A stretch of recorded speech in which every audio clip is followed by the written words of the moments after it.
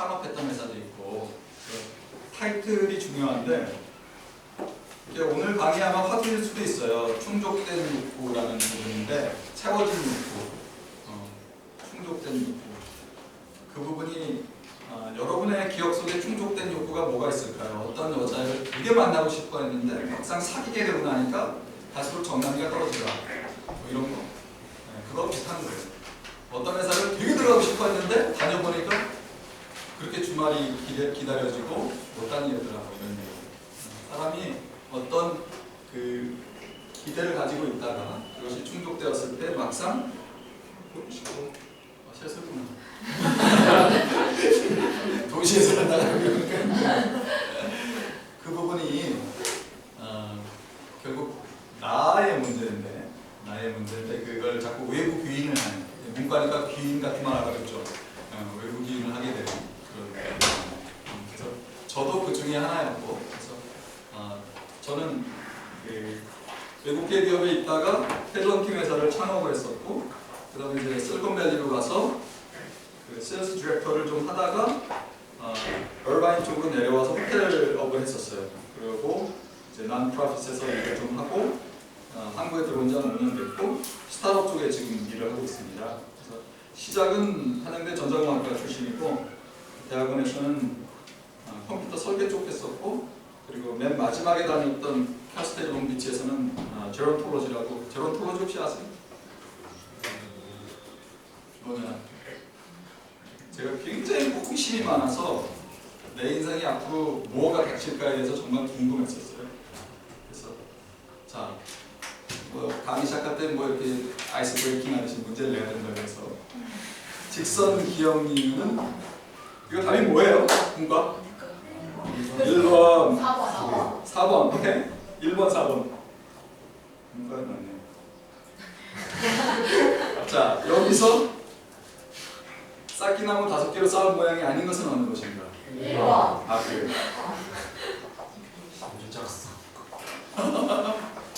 자 우리가 그 어떤 고르는 교육을 선다형 교육을 너무 많이 받다 보니까 아까 이번 문제 같은 경우 그 선분이었을 거예요 하나는 그죠? 직선인지 선분인지 뭐 그런 개념이 있을 거예요. 근데 제가 보기에는 답이 하나가 아닌데 우리가 학교를 다니면서 계속 맞는 답과 80% 맞는 답과 60% 맞는 답 중에서 헷갈리면 뭐 그런 거 지워나가라 뭐 이런 걸 자꾸 배우다 보니 우리의 인생에서 이 길은 틀린 길, 이거는 답이 아닌 길, 이것은 답이 아닌 선택 이런 식의 그 도식을 갖게 돼요. 스키마라 그러죠. 도식을 내가 갖게 돼요. 그 도식 안에서 우리는 평화로워요. 왜냐? 그 안에서만 행동하면 되니까. 도식을 만들면 굉장히 사람이 인지를 절약할 수 있기 때문에 심리학 배운 분들 코그니티브 마이저 그런 단어 있죠.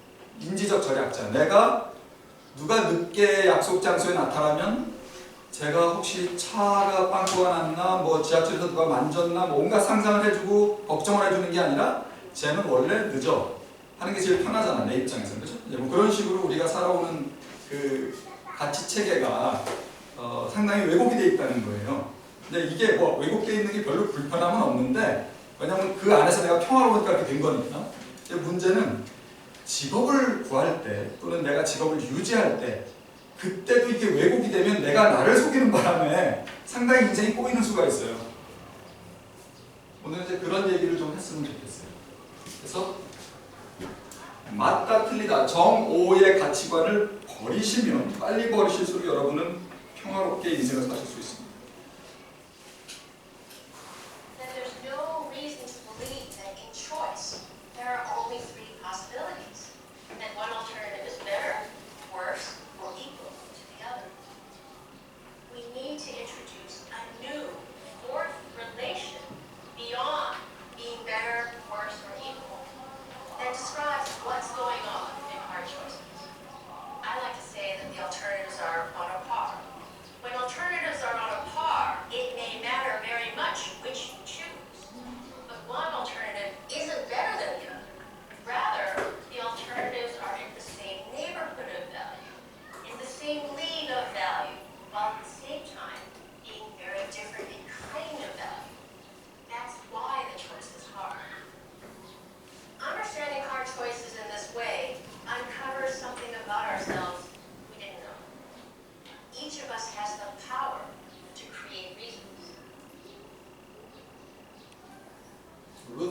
장은 아마 처음에 로스쿨을 갔을 거예요. 중국계 부모님이 전문직에 대한 어떤 강한 서로가 있었기 때문에. 그리고 나중에 심리학자가 된 분인데 테드 강이에요. 그리고 질문은 우리는 왜 어려운 선택을 선택이 왜 어려운가 뭐 이런 그런 종류의 hard decision에 관한 얘기인데 지금 요 1분간의 비디오 클립에서 말을 한 거는 그 어떤 선택이라는 그 가치에서 옳은 것과 틀린 것 뭐 이런 것만 있는 게 아니라 그냥 같지 않은 거 이게 더 좋고 저게 더 나쁘고 아니라 가치상으로는 다 비슷한데 그냥 다른 것들이 있는 거니까 그 아까 말씀드린 옳고 그르고의 그 도그마에서 빠져나오시라 이런 얘기를 하는 겁니다. 선택이 어려운 이유는 내가 이 선택을 잘못함으로 인해서 내 인생이 꼬이지 않을까? 이거거든요. 근데 이게 그 잘못된 선택이라는 건 원래 없는 거예요. 내가 이게 더 맛있어 보여서 먹어보는 것 뿐이지 이걸 먹으면 안 되고 저걸 먹으면 되고가 없다는 거죠. 그런 얘기인데 샌프란시스코에 시청 뒤에 가면은 그 에이시안 아트 뮤지엄이라고 있어요. 거기에 이종문 회장이 돈을 17밀리언인가를 내서 1,700만 불이겠죠. 이 다 허물어져가는 이거를 완전히 리노베이션을 하면서 그분 이름을 얹어놨어요. 거기다가 종문리.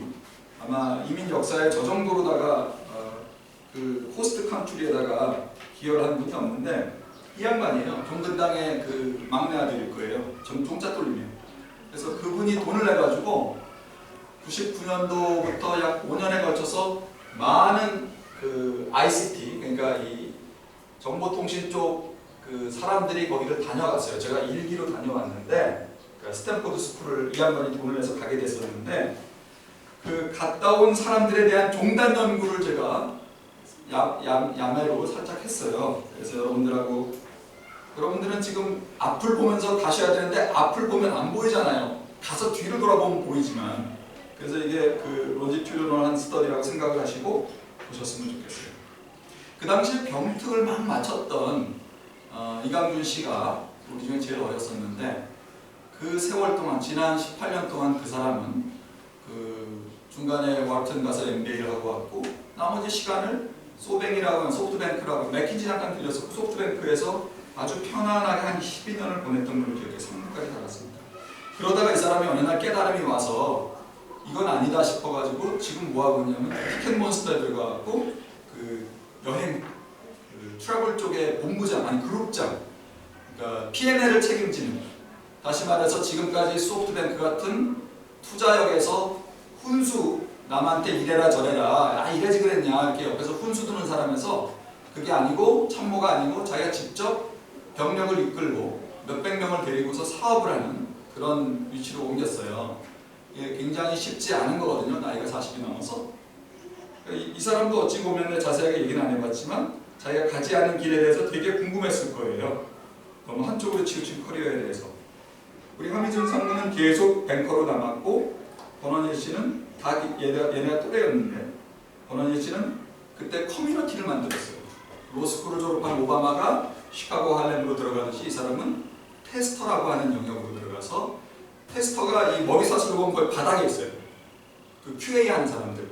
뭐 만들어갖고 이거 테스트해줘 그러면 밤새도록 테스트해서 주면 욕먹는 애들이 그 테스터예요.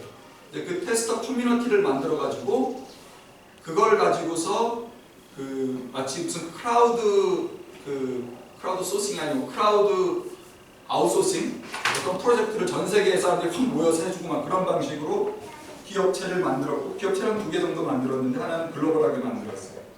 어프로치는 다 달랐는데 다들 열심히 살았죠. 그 당시에 이미 잘 나가던 선배들은 거의 20여 년 가까운 세월이 흐르니까 한 사람은 무슨 메리지 카운셀러 비슷하게 자기 사업체를 이제 물러나서 회장님 하시면서 주로 부부가 왜 싸우느냐 이런 거로 맨날 교육방송에 나오고 이 형님은 회사를 저기 비상구조 불 있죠. 신화전자가 마켓시가 한 60-70% 되는데 이거를 독일 회사에 팔고서 진짜 가진 게 돈밖에 없는 그런 인생을 살고 계시죠. 그리고 김상래 사장님은 암이 걸렸어요. 원래 부모님이 물려주신 그 후지 산업용 필름 회사를 굉장히 잘하시던 분인데 암이 걸리면서 인생이 확 바뀌어가지고 자기 기업체를 거의 그 어떤 새로운 기업 문화 이런 거 하는 곳으로 만들어서 인생 뭐 없다. 이제 그걸 이제 체득을 하고서 직원들 데리고 만날 무슨 공연 보러 가고 그런 분으로 바뀌셨고, 전한진 씨가 제일 이상하게 풀렸는데 한나라당 뭐라지? 새누리당 국회의원 하다 며칠 전에 떨어졌어요. 분당에서.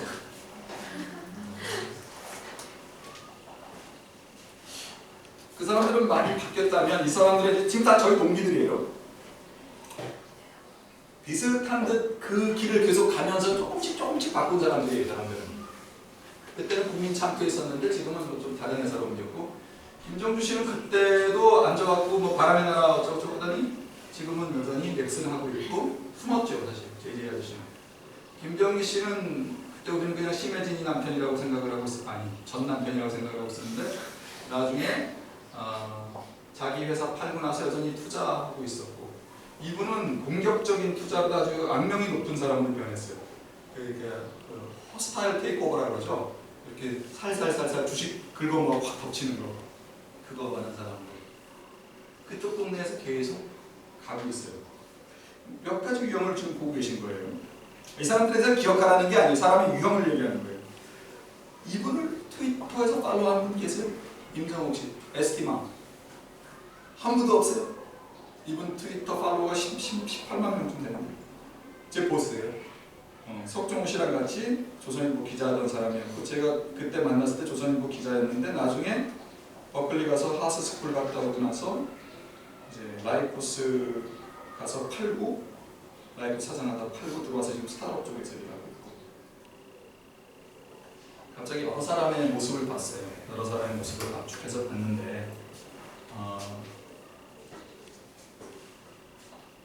여러분들의 미래는 어떻게 될까요? 여러분들은 어떤 미래를 만들까요? 미래가 어떻게 될까요? 라는 사실 정확한 스테이트먼트는 아니에요.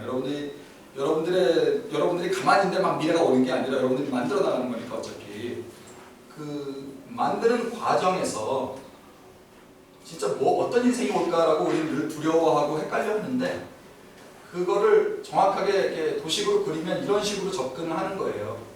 그리고 이 각 단계들은 다 서로 연관이 있어요. 내가 하루아침에 저커버그처럼 될 수는 없는 거잖아요. 내가 속해 있는 그 환경이 있다고요. 내가 속해 있는 환경이 있고, 그 환경에서 내가 추구하는, 아니 내가 할 수 있는 것과 무엇을 할지는 또 상당히 관련이 돼 있고, 이 짓을 왜 하는지도 매우 중요하죠. 이게 약하면 얘들이 힘을 받아서 올라가지도 못해요. 그리고 그거를 하는 이유가 도대체 이게 내가 정한 거냐도 궁금해요. 여러분들 인생은 지금 여러분들이 정한 게 거의 없을걸요? 제 기억에 저도 그랬어요. 사람들이 자기가 비로소 자기에 대해서 정할 수 있는 시기는 한 40 가까이 돼요. 그게 이제 융이 말한 그 어떤 어느 정도, 융 아시죠? 네, 융이 말한 40원저리에 자기 영역에서 어느 정도 서밋까지 올라가고 나면 비로소 그 사람이 이제 엄마한테 그러잖아요. 엄마 이제 됐지? 그러고서 이제 자기 길을 가는 거예요. 그래서 판사하던 사람이 요리 배우러 가고 그런 짓을 하는 거예요. 그런데 그 사람들의 생활이 여전히 밥벌이에 고단함에서 해결이 안 되면 그 사람은 당연히 이제 듣지 못하잖아요. 그냥 사는 거예요. 그 사람들은 그냥 사는 건데, 자, 우리의 삶은 누구의 삶인지 생각하세요. 아버지 삶이든 여러분의 삶 똑같이 그냥 딱 놓고 보면 이 몇 가지 질문으로다가 이게 보이거든요. 이게 어떤 데서 내가 지금 무슨 생각을 하고 이 짓을 왜 하고 있으며 과연 내가 궁극적으로 추구하는 것은 무엇인가. 영성은 종교하고는 아무 상관이 없는 거예요. 영성하고 종교를 헷갈릴 수준이면 여기 계시면 안 돼요. 그래서 이것들이 같이 묶여가는 것이 그 자기 성장이라고 대학원의 과목도 있는데, 여러분들도 결국 생각을 해야 되는 그런 주제고, 그거를 갖다가 나가는데 제일 먼저 시작하는 점이 내가 과연 어떤 종류의 인간인가. 이런 그림 보신 적 있죠? 이게 100년 된 거예요. 아세요? 내가 이 책을 찾아서 도서관에 갔더니 요만한 녹색 커버의 책인데 거의 100년 전에 나온 책이에요.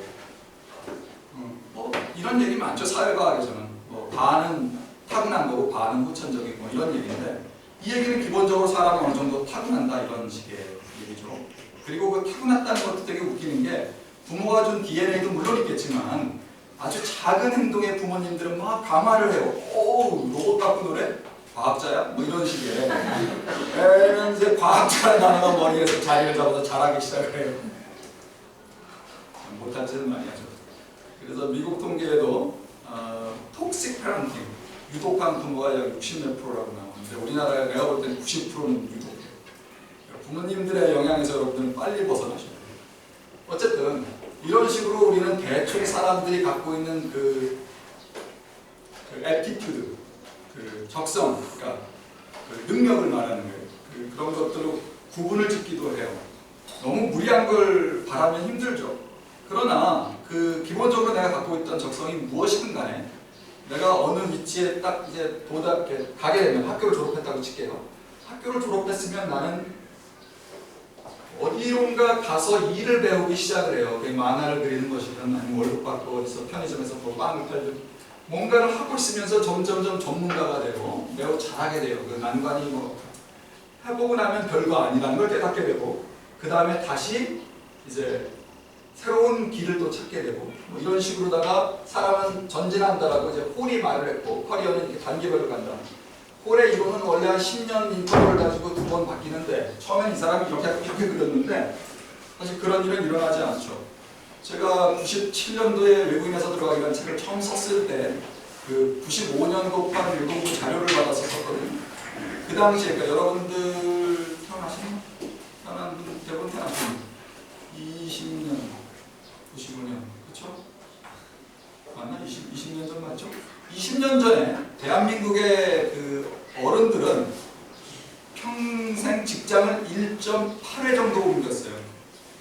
그러니까 6명이 있으면 5명은 한 번 옮기는 거고 1명은 들어간 데서 정년퇴직한다는 얘기예요.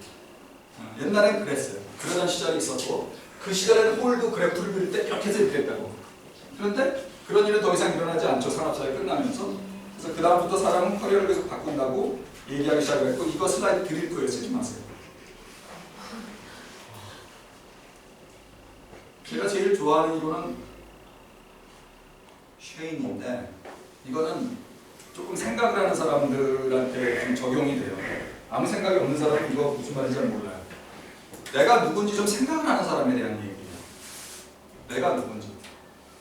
IMF 때 얘기를 해드릴게요. IMF가 왔어요. 대기업에서 과장들 이상을 굉장히 많이 잘랐고 은행들은 한 반은 잘렸다고 생각하시면 돼요. 은행이 당시 34개가 있었는데 지금 10몇 개로 줄었잖아요. 보라은행, 대동은행, 동남은행, 뭐 충북은행 이런 말 들어보셨어요? 경기은행?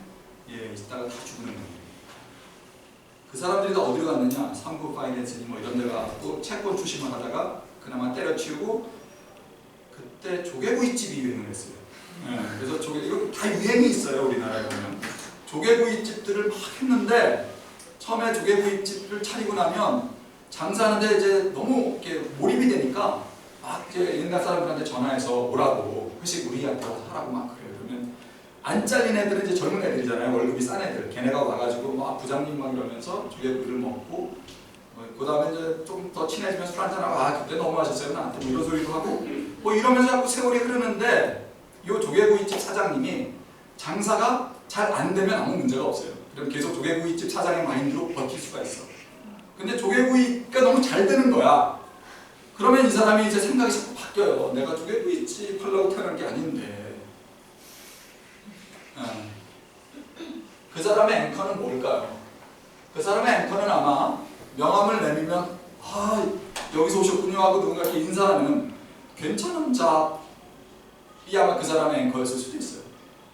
어떤 사람은 자기가 하는 행동이 누군가에게 의미를 지니면 좋겠다 뭐 이런 생각하는 분들도 있잖아요. 그죠? 뭐 시민운동을 하든 아니면 뭐 하다못해 폐지를 주어도 상관없어요. 어떤 행동이 중요한 게 아니라 그 사람의 마인드가 나는 누구인가 나는 어디에서 의미를 찾고 어디에서 보람을 느끼는가 누가 나한테 와서 인사를 할 때 내가 기분이 좋아진다? 아 그럼 나는 그냥 속물이구나 이렇게 생각하면 되는 건데 속물이 자기에게 안 맞는 걸 하려고 하면 되게 힘들다. 그게 쉐인의 앵커 이론이에요. 그러니까 살면서 다 속여도 되는데 나를 속일 필요는 없잖아요. 이게 그 얘기거든요. 내가 나를 속이지 말고 과연 나는 어떤 종류의 사람인가. 그렇다고 지금 여러분들의 상태에 너무 몰입하지 마세요. 여러분들은 아직도 호르몬의 영향을 많이 받기 때문에 상당히 저질적이고 그리고 가난하기 때문에 되게 붕상 맞아요. 생각하는 게. 30대 되면 더 심해지는 게 막 돈을 위해 뛰어 애들이.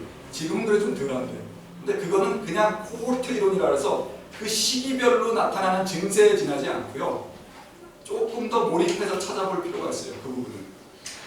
그런 변수를 좀 제외하고. 여러분들이 아는 거 나왔어요. 메슬로. 메슬로 이론은 지금 물론 많이 폐기됐죠. 사실 메슬로 이론은 과학적이지도 않고 심리학자라고 말하기도 어려우나 어쨌든 그게 직관적으로 우리한테 다가오는 게 너무도 쉬웠기 때문에 많이들 쓰고 있는 얘기인데 아시다시피 사는 게 힘들 때는 이거 갖고 질퍽거리다가 생각이 이제 점점 이제 사는 게 형편이 바뀔수록 마음이 변한다 뭐 이런 얘기잖아요. 이걸 설명할 생각은 없고 그거를 보완한 이론은 그 ERG 이론인데 그 메슬로 이론에서의 문제점을 이분이 이제 해결을 했는데 메슬로는 사실 항상 위로 올라간다고 주장을 했어요. 근데 위로 올라가지 않아요. 살아보면 내려가는 일이 굉장히 많거든요. 그 내려가면 다시 옛날만 그리워하고 사나? 아니에요. 내려가면 또 내려가는 대로 다시 살아요. 굉장히 예쁜 아가씨랑 데이트하다가 차였어. 그럼 다시는 그런 수준 아니면 안 만나? 아니야. 다시 밑에서 시작해. 사람은 그런 거예요. 그래서 이게 업앤다운이 있어요. 성장 욕구는 상당히 공격적인 거라면 일단 살아남자는 건 또 방어적으로 살아남아야 되는 이유가 있겠죠. 그리고 그걸 버티게 해주는 부분이 여기고 이것이 유지가 되고 있으면 사람은 일로 갔다 별로 문제가 없는데 누군가와도 이야기할 사람이 없고 끊임없이 외로운 사람은 사실 이 펑션이 중단이 되죠. 뭐 이런 얘기도 있고.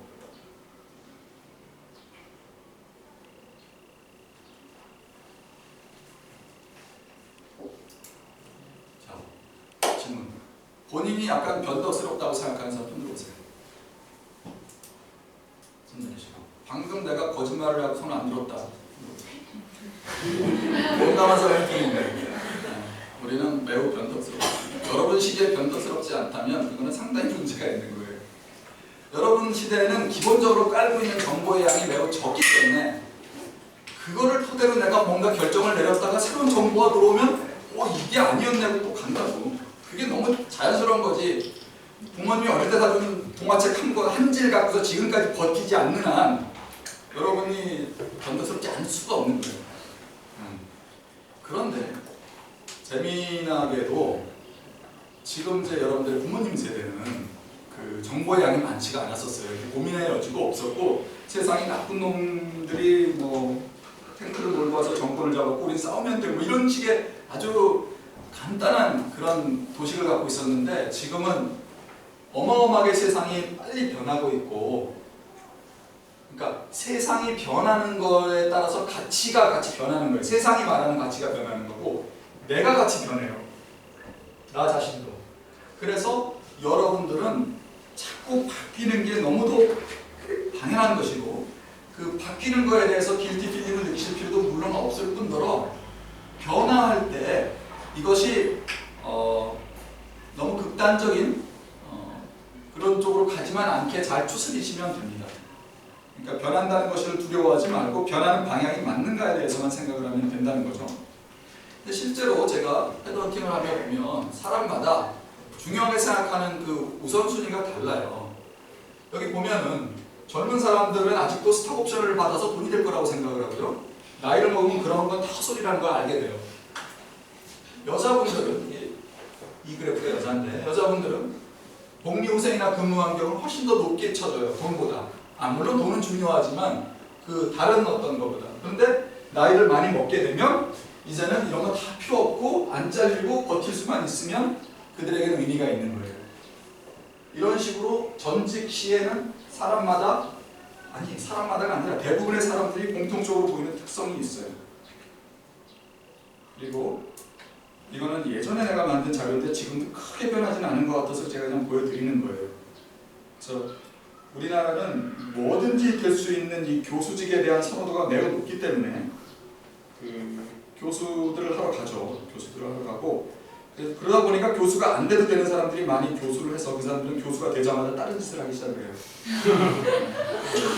사업일 수도 있고 정치일 수도 있고 그냥 뭐 정신없이 바람을 피기도 하고 이게 완전히 그냥 점수가 남아서 흘러가는 친구들이 있어서 이게 우리나라의 매우 특이한 현상이에요. 다국적 기업으로 가서 뭐 아시아 퍼시픽 쪽이나 싱가포르 같은 데 가서 리저널 헤드쿼터에서 일하는 사람들도 있고 근데 지금 숫자를 보시면 생각보다 이게 빨리 끝난다는 걸 눈치를 채셨을 거예요. 40대면 사실 국내 회사나 외국계의 이쪽 리저는 나이가 대충 차요. 뭐 이거 신문에 나오는 얘기니까 신기할 것도 없지만 이 코퍼레이트 라이프라는 게 여러분들이 생각하는 것처럼 괜찮은 시기가 매우 짧다는 거예요. 코퍼레이트 라이프가 언제 좋으냐면 초반에 월급 많이 주고 회식하고 이렇게 놀러 가고 이럴 때 또 누구 뭐 소개할 때 어디 다녀 이럴 때 좋은데 그 외에는 매우 이게 뒤에 어두운 면이 많이 있는데 럭키 골드스타로 유명한 LG전자 여러분들 혹시 죄송한데 저한테만 유명해요. LG전자가 수십 년 역사를 가지고 있지만 핏빛이나 DJI보다도 사실 회사 밸류가 적거든요. DJI가 뭔지 혹시 아세요?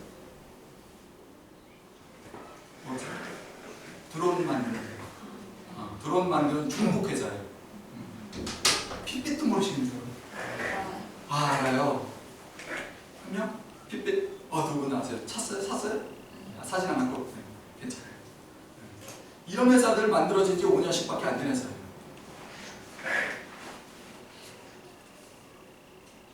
70년대에 10년이라는 원 데케이드에 350개의 회사가 포춘 1000에서 탈락이 됐다면 2003년, 30년 뒤인 2003년에는 712개의 회사가 잘려나갔습니다. 그러니까 이 코퍼레이트 자체가 살아남는 게 굉장히 어렵다는 얘기죠. 작년 여름쯤에 아마존과 월마트의 주가 시총이 뒤집혔어요. 이게 뭔 소린가? 아마존은 뭐든지 파는 곳이죠, 온라인에서. 월마트는 사실 90년대인가? 옛날에 K마트라고 하는 굉장히 큰 회사가 있었어요. K마트를 월마트가 이겼어요. 어떻게 이겼냐면 트럭에다가 GPS를 달아가지고 물류 관리를 잘해서 재고를 줄이면서 이겼어요. 근데 작년 여름에 아마존 주가가 월마트를 이겼다 그래서 경제지나 이런 데 되게 크게 났었어요. 이럴 수가 있느냐. 그런데 연말이 되니까 두 사이의 격차가 매우 심해졌어요. 그래서 이제 월마트는 직원들을 내보내기 시작했어요. 우리나라에 있는 기업들, 여러분이 이렇게 바라볼 때 그럴듯해 보이는 기업들이 비록 욕을 하긴 하지만 들어가면 좋겠다고 생각하는 그 기업들이 2014년도에는 삼성, LG 정도가 혁신 기업에 들어있었고 지금은 다 빠졌죠. 그 자리를 중국계 친구들이 메웠어요. 그래서 혁신 기업들은 미래에 이제 뜰 그런 회사들은 지금 중국이 압도적으로 많고요. 우리나라는 거의 없다고 보시면 돼요. 그래서 이제 요 코퍼레이트에 대한 강의는 여기서 정리를 할 거고요. 이제 질의응답하고 나서는 이제 창업 쪽으로 넘어갈 건데 지금 제가 이야기했던 거를 여러분들은 어떻게 정리하실지 모르겠지만 제가 나름대로 정리를 해드리면 코퍼레이트는 그러니까 직장인이라는 것은 직장 생활이라는 것은 생각보다 매우 짧고 아까 자기 개발이라는 단계에서 놓고 보면 내가 결정할 수 있는 것이 없기 때문에 내가 무언가 일을 하고는 있는데 이 일이 내가 결정한 게 아니다 보니까 그리고 이 일을 이렇게 하면 좋을 것 같다고 내가 동의하기가 너무 어려운 게 나한테 주어지는 정보의 양이 너무 작아서 나는 그냥 어셈블리 라인에 있는 레이버처럼 느껴져요. 그래서 이 대기업 생활에서 보람을 느끼는 건 참 어려워요. 대기업 생활을 하는 이유는 월급을 받아서 가족을 부양하고 뭐 그럴 수 있는 어떤 프린지 베네핏 때문에 하는 거지 대기업을 갔더니 너무 일이 마음에 들어라는 일은 거의 중요하지 않아요. 그래서 시기적으로 짧고 또 그 퀄리티도 매우 좋지 않다. 그 근본적인 이유는 내가 못나서가 아니라 그 시스템 자체가 지금 그런 식으로 구성이 되어 있다. 그래서 여러분들이 커리어를 생각을 하실 때 대한민국에 있는 지금 눈에 보이는 재벌들 그거를 고려하시는 건 미래를 사실 여러분들한테는 그런 할 짓이 아닌 것 같고요.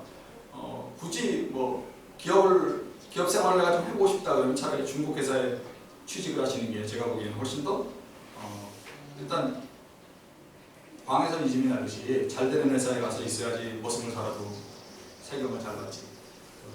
질문하시면 답변을 드릴게요. 네. 방금 중국 회사 말씀하셨는데 요즘에 외국계 기업 취업하고자 하는 학생들이 되게 많거든요. 그러면은 근데 다른 강의들에서는 인도 쪽 많이 공략하라고 하셨었거든요. 근데 어떤 그 나라의 그 외국계 기업을 취직하는 게 국내의 대기업 취직하는 것보다 더 메리트가 있는지 궁금합니다. 네. 사람마다 좀 다를 것 같은데 저라면 인도는 안 갈 것 같아요. 저는 아무리 맛집이라 해도 집이 지저분하면 안 가거든요.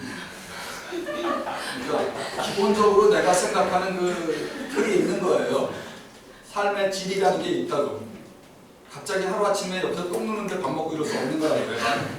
그러니까 이거는 직장이 줄 수 있는 보람은 내가 인생에서 취해야 될 수 있는 보람이 한 3분의 1밖에 안 돼요. 여전히 가족은 잘 유지가 돼야 되는 거고요. 가족 구성원들은 행복해야 되는 거예요.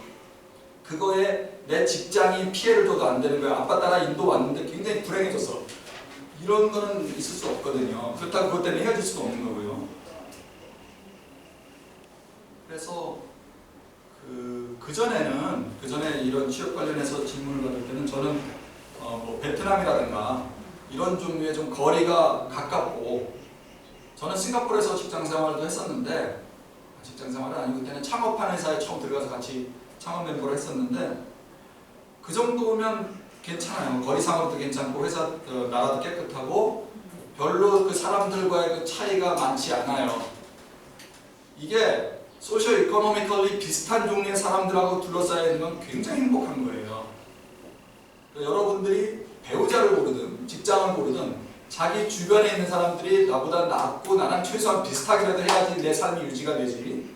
만약에 내가 계속 이 사람들을 가르쳐야 되고 참아야 되고 이렇게는 이게 가지 않는데 그런 수준의 그 나라들이 그렇게 많지 않고 근데 이제 싱가포르 같은 데 얘기를 한 거는 그게 이제 어느 정도 리전 그러니까 지역 본부기 때문에 잡이 제법 많아요. 찾아보면 중국도 마찬가지로 그 이 두 번째 레벨 도시까지는 많이들 가요. 뭐 상해는 감당이 잘 안 되겠지만 그래서 그 취업을 한다면 어느 사이트에서 뒤지는지는 잘 모르겠지만 저희 아이가 이제 미국에서 회사를 다니거든요. 그래서 그 녀석 취업할 때 제가 같이 이렇게 그 사이트들을 뒤진 기억을 떠올려 본다면 처음엔 저는 스타트업 쪽에 취업을 시키고 싶어하고 벤처그룹이나 뭐 이런 종류의 사이트를 뒤져서 했었고요. 뭐 인디드도 항상 봐요. 인디드나 그 링크드인에 나오는 잡이라든가 뭐 이런 걸 보면서 이제 키워드 검색을 뭐 에이시안이라든가 코리안이라든가 뭐 이런 식으로 이쪽 동네에서 나오는 잡 위주로 찾았던 기억은 있어요.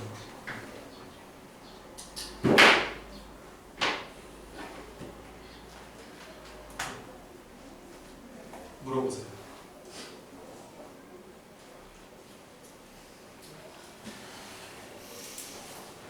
저 벗었어요. 물어보세요.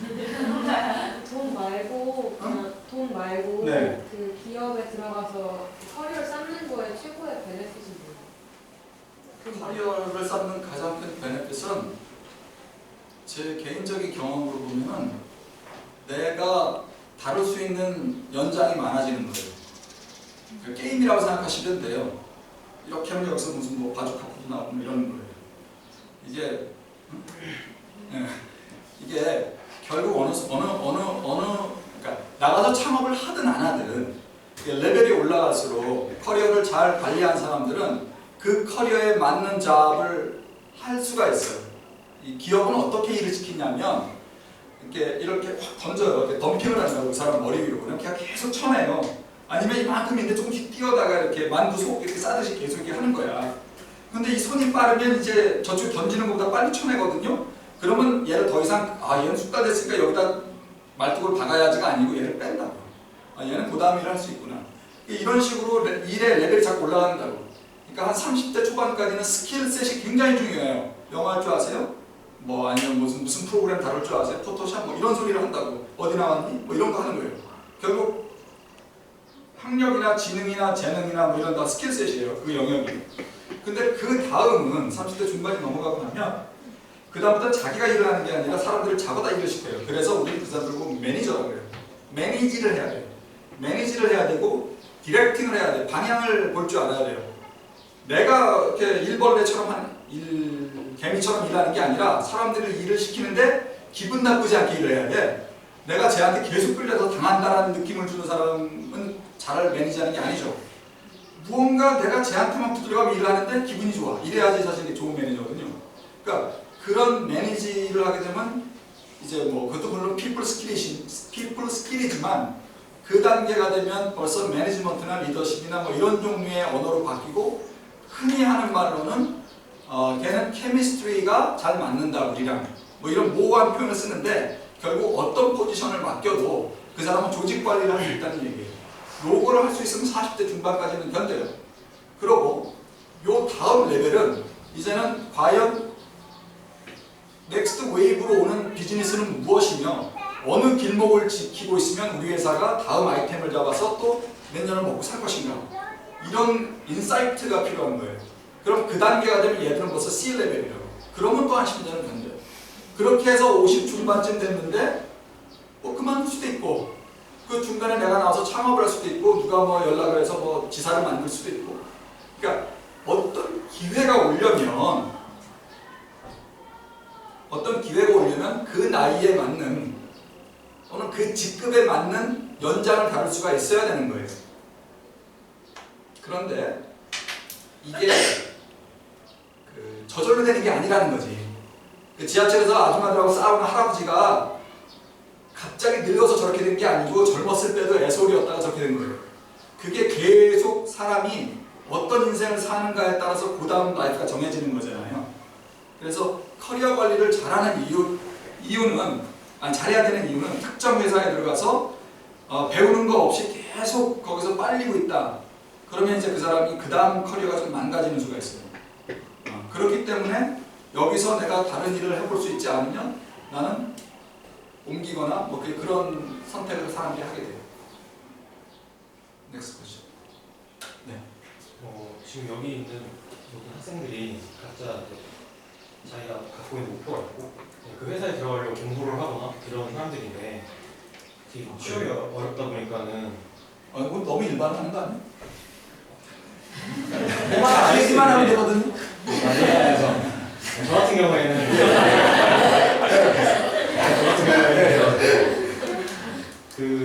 이제 시간이 계속 흐르고 있고 그리고 준비하는 단계가 너무 길어지면은 좀 다가오는 다른 기회들을 놓칠 수도 있다는 생각이 들거든요. 그래서 내가 목표하는 바를 이루기 위해서 지속적으로 시간을 투자해야 될지 아니면은 조금 빠르게 눈높이를 낮춰서 어디든 가서 무엇이든 일을 해야 되는 게 맞는 건지에 대해 좀 고민을 많이 하거든요. 이런 거에 대해서 질문이에요. 어떻게 좋은 질문이에요. 좋은 질문이고 그거에 대해서 알아본 사람은 아무도 없죠. 다 비슷한. 왜냐하면 자기의 그 준거 집단하고 현실하고 일치하는 인간은 없으니까. 그런데 이게 호환이 되는 업종이 있고 호환이 되지 않는 업종이 있어요. 간단하게 얘기하면 기자라고 칠게요. 기자는 기자 먹이사슬의 정점이 여러분들이 싫어하는 조선일보가 있어요. 그리고 월급 제일 많이 주는 MBC가 있을 거고 이렇게 있다고 칠게요. 그러면 걔네가 처음에 뭐 대한금융신문에 들어가잖아요. 무슨 뭐 슈퍼마켓 하는 물류신문. 그럼 여기서 출발해서 거기를 갈 수 있으니까 갈 수 있습니다. 그런 식으로 호환이 되는 직종은 내가 이번 언론고시를 준비해서 들어갈 가능성이 없으면 일단 어디로든지 들어가서 거기에서 이제 기사를 잘 써가지고 마치 미국 대학으로 시작하면 커뮤니티 칼리지 갔다가 스테이트 레벨로 갔다가 대학원은 잘 가야지. 그리고 뭐 하다못해 코닥이라도 스탠포드 이런 거예요. 그런 식으로 옮겨 다니면 이제 되는 직종이 있어요. 그런 되는 직종이 있는데 물론 그렇게 인생을 살아야 되는지는 잘 모르겠어요. 그렇게 인생을 살면 뭐가 있냐면 그 대한민국처럼 이 성골 징골을 따지는 문화에서 계속 인생이 피곤해요. 그러니까 내가 어떤 종류의 사람인지가 좀 생각할 필요가 있는 거예요. 나는 끊임없이 도전을 좋아하고 계속 정면승부를 하고 매일 달려야 되는 것을 두려워하지 않는 사람이다 라면 그 인생을 살아도 돼요. 근데 내가 계속 자기 개발을 해야 돼. 자기 개발하는 거에 게을러하고 친구 좋아하고 아침엔 조기 축구 가야 되고 주말에 골프 쳐야 되고 친구들이랑 술 먹어야 되고 이러면 그 길을 가면 망해요. 그거는 어딘가에 들어가갖고 찰싹 붙어가지고 계속 이렇게 마사지 하면서 같이 따라서 올라가는 길밖에 없는 거거든요. 그러니까 그거는 이렇게 본인의 그거하고 좀 관련이 있고요. 특정 직종이 과연 그렇게 그 트랜스퍼가 가능하냐는 건 뭐 좀 관심 있는 쪽에 좀 물어보시는 게 좋아요. 대기업은 잘 트랜스퍼가 안 된다고 생각하시면 돼요. 대기업은 대단한 공을 쌓아서 어디 연구소에서 뭐 해오지 않으면 잘 나중에 잡아다 넣지는 않거든요.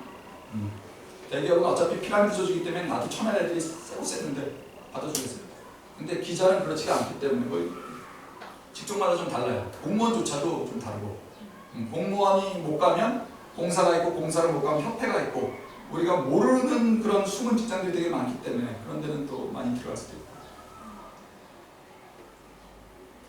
질문인데요. 알아요, 질문 뭐지? 근데 물어본 거구나.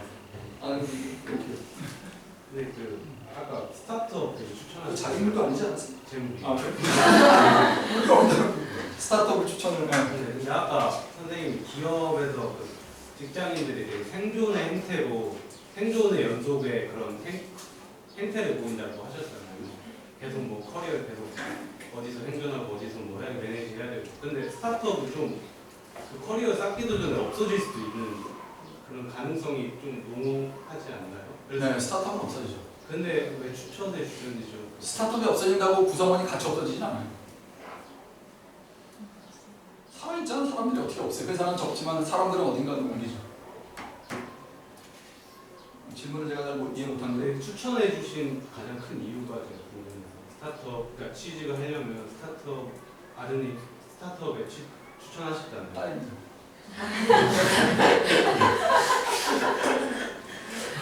그리고 그 친구 스타트업 안 다녀요. 그래서 추천해 주신 이유가 궁금해서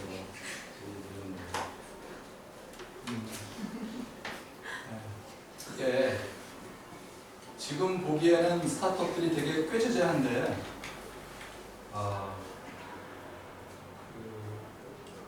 모르겠어요. 어떻게 설명하는 게 좋을까? 이미 그 이스태블리시된 그 산업이라는 것은 실제로 거기에 다 오너들이 있기 때문에 내가 먹을 게 거의 없다고 생각하시면 돼요. 전학을 갔더니 어느 학교에 전학을 갔더니 친구들이 여러 개의 놀이를 하는데 축구팀이 있고 농구팀이 있고 그런데 내가 들어가면 거기는 이미 애들이 플레이어들이 있어갖고 내가 들어가봐야 물이나 떠다 나누지 별로 할 게 없다는 얘기고요.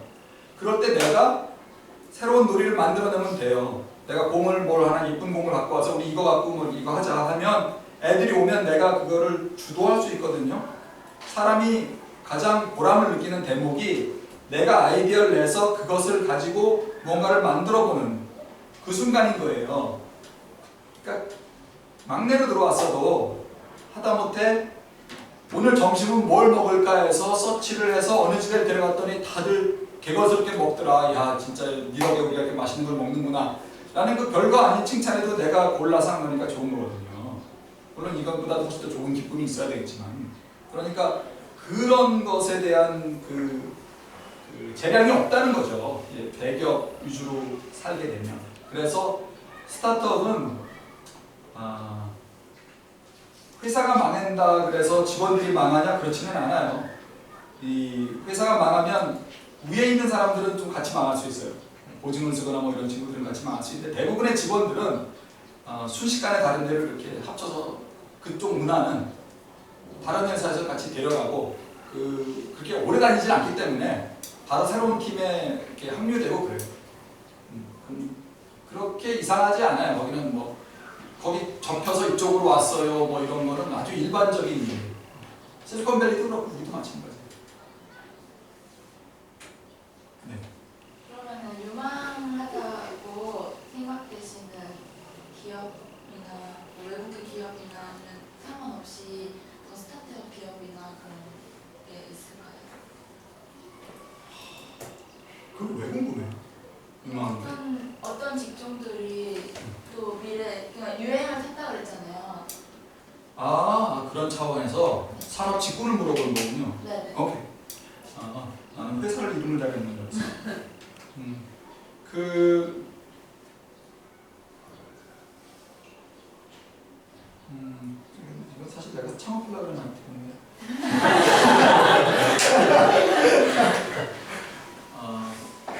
저는 당연히 노인 관련 사업을 해요. 노인 관련 사업을 하고 그 노인이라는 게 여러분이 생각하시는 그런 할머니 할아버지는 아니에요. 그냥 에이징이라는 그 파퓰레이션을 놓고 보면 법적으로는 65세부터 이제 에이징 그 군에 속하고 소셜 뭐 이렇게 웰페어 같은 데 나가지만 사람은 태어난 순간부터 에이징이 일어나죠. 그래서 예전에 사회과학에서는 그 역할 이론이 굉장히 중요했어요. 롤 테어리라고 해갖고 할머니는 이런 게 할머니고 선생은 이래야 되고 이런 게 있었는데 지금은 그게 다 이제 접히고 뭐 40년대 학문이니까 지금은 이게 라이프 코스라고 해갖고 인생은 그냥 이렇게 역정이고 단계예요. 그 단계를 어떻게 지냈냐에 따라서 그 다음 단계 넘어가고 그 다음 단계 넘어가고 그러는데 이 에이징이 하루아침에 할 수 있는 사업이 아니고 하루아침에 끝나지도 않는 사업인 거예요. 사람마다 다 경우가 달라요. 그게 한 단어로 노인이라고 말할 수 없는 그런 거예요. 국민을 대상으로 사업한다 뭐 이런 거랑 비슷해요. 그래서 그 특정 데모그래픽의 노인들이 계속 이렇게 증가하고 있기 때문에 그 영역에서 그들이 원하는 서비스를 제공할 수 있는 방법만 찾는다면 그 사람은 절대로 먹고 사는데도 어려움이 없고 잘하면 굉장히 부자도 될 수 있다고 생각해요. 제가 뭐 여담이지만 예전에 샌디에고에서 호텔을 했는데 첫 번째 호텔은 저 LA 공항 앞에 그 라마다 플라자 호텔을 했었는데 그 전에 카리프 바이 더 시라고 북쪽 샌디에고의 컨트리인이라는 모텔을 하나 살려고 제가 갔던 적이 있었어요. 그래서 이렇게 재료를 그때는 아직 5년 공부하기 전이야. 이렇게 숫자를 받아보니까 이 호텔이 그렇게 뭐 좋은 호텔이 아닌데 굉장히 돈을 잘 벌었어요. 그 ADR이라 해갖고 그 Average Daily Rate라는 거죠. 하루에 방을 얼마를 받고 파느냐 이걸 보는데 웬만한 힐튼이나 메리어트보다 더 돈을 많이 받는 거예요. 너무 신기한 거예요. 위치도 되게 안 좋은데. 그래서 이제 간단하게 얘기를 하면 거기는 노인 호텔인 거예요. 노인들이 오면 너무도 편한 호텔인 거예요. 상상해보세요. 샌디에고가 얼마나 덥겠어요. 그 더운데 그 호텔은 에어컨을 켜놓고 벽난로를 피워놔요. 할머니들이 들어오면 이렇게 막 자수 같은 거 돼 있는 게 칙탁고 씌워져 있는 그런 거 있죠. 그런데 앉아갖고 맥주 하나씩 집어다가 근데 그 자기네가 생각하는 어렸을 때 그 시골 모습 딱 그런 거를 이렇게 꾸며놓고 노인들은 밤에 운전하는 걸 싫어하기 때문에 항상 낮에 들어오셔서 거기서 저녁을 사서 드세요. 호텔에서.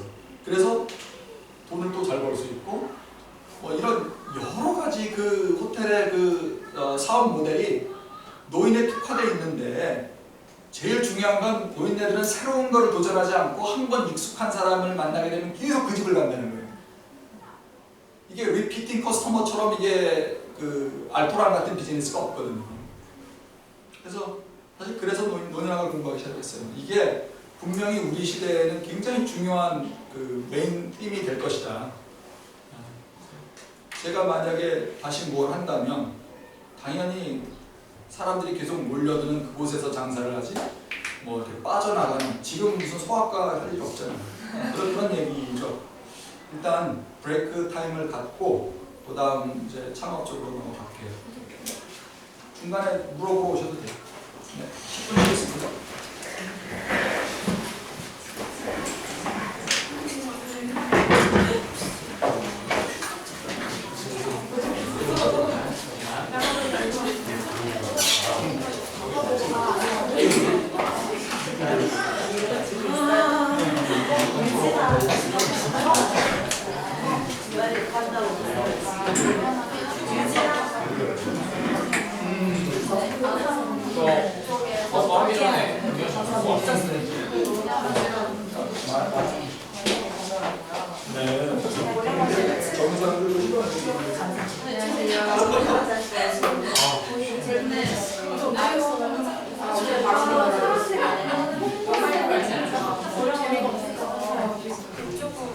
근데 나는 오히려 낫지 않아. 없어요. 지금 아니 특별히 좋아하면 하는데 좋아하지도 않는데 그게 괜찮아 보여서 할 필요는 없다. 그러면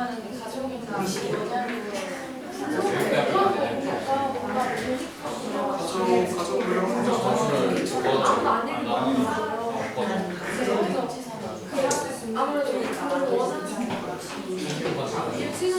너무 많고 그런 시스템을 대체하기 쉬운 컨텐츠 작성 손으로 하는 것들은 같이 하는 거예요? 하나? 조별로 어떻게 할지 앉아있으면 근데 보니까 난리를 조에서도 혼계를 해야 되는데 진짜 비리밀지 할 거. 아 그래요? 근데 이게 벌써 팀이 돌아가는 거니까 식당하면 이번에 첫 번째 그냥 각자 손 대씩 써놓고 그걸 하나씩 너 초반 그거 손을 마시고 아니면 첫째 이번에는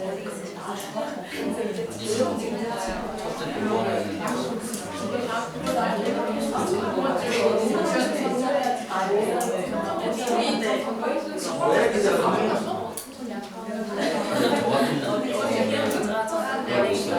블로그식으로 이거 찍어놓고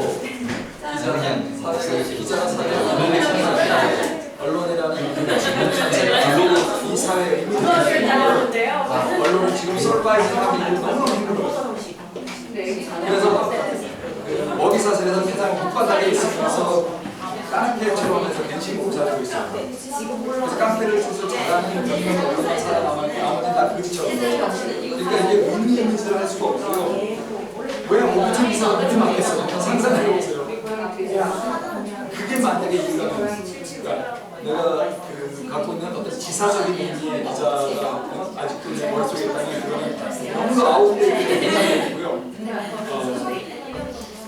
모르겠어요. 컨텐츠를 만드는 사람으로서 내가 보람스럽게 내가 뭐 쓰니까 사람들이 좋아요. 그런 거라면 내가 이해가 돼요. 그렇지 않고 아까 말한 거라는 그런 생각을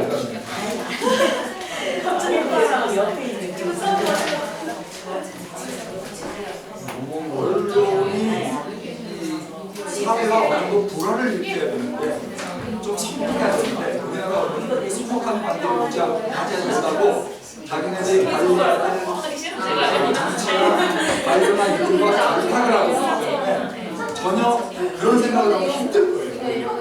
이건 내가 생각한 게 아니야.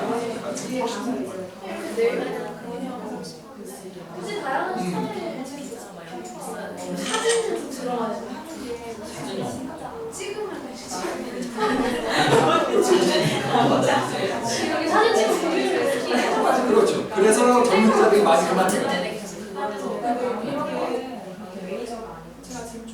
제가 블로그 생각하고 이런 글의 형식이 제일 재밌었던 거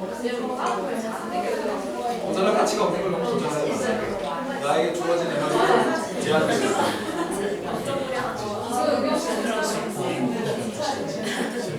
우리가 우와 조이스다. 이거 무슨 맛이에요? 이거 처음 봤어. 우와. 처음 먹어. 저거예요?